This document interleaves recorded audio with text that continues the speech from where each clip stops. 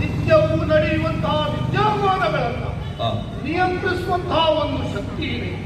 ಅದನ್ನೇ ಜ್ಞಾನಿಗಳು ಭಕ್ತರು ಭಗವಂತ ಎನ್ನುವ ಹಾಗೆ ಕೊಂಡಾಡಿದ್ದಾರೆ. ಅದೆಷ್ಟೋ ನದಿಗಳು ನದಗಳು ಹರಿದು ಬಂದು ಸಾಗರದ ಗಮ್ಯಸ್ಥಾನವನ್ನ ಸೇರುತ್ತದೆ. ಹಾಗೆಂದು ಯಾವತ್ತೂ ಸಾಗರ ಮೇರೆ ಮೀರಿ ನಿಂತಂತಿಲ್ಲ. ಹಾಗಿದ್ರೆ ಇದಕ್ಕೆ ಕಾರಣ ಏನು? ಭಗವಂತ ಎನ್ನುವುದೇ ಭಕ್ತರ ಮೂಲ. ಋತುಮಾನಗಳು ತನ್ನ ಋತುಭೇದವನ್ನು ಮರೆತು ವ್ಯವಹರಿಸುವುದಿಲ್ಲ. ಹಾಗಿರುವುದಕ್ಕೆ ಕಾರಣ ಏನು? ಮಲ್ಲಿಗೆಯಲ್ಲಿ ಕಂಪು, ಕೋಗಿಲೆಯ ಕಂಠದಲ್ಲಿ ಇಂಪು, ಮಾವಿನಲ್ಲಿ ಸಿಹಿ, ಬೇವಿನಲ್ಲಿ ಕಹಿ, ಇವನ್ನೆಲ್ಲ ಕೊಟ್ಟವರು ಯಾರು ಎನ್ನುವಂತಹ ಪ್ರಶ್ನೆಗೆ ಉತ್ತರವೇ ಭಗವಂತ ಎನ್ನುವ ಹಾಗೆ. ಆ ಭಗವಂತನೇ ಪರಮೇಶ್ವರ ಎನ್ನುವ ಹಾಗೆ ಲೋಕವೇ ಕೊಂಡಾಡುತ್ತಾ ಉಂಟು.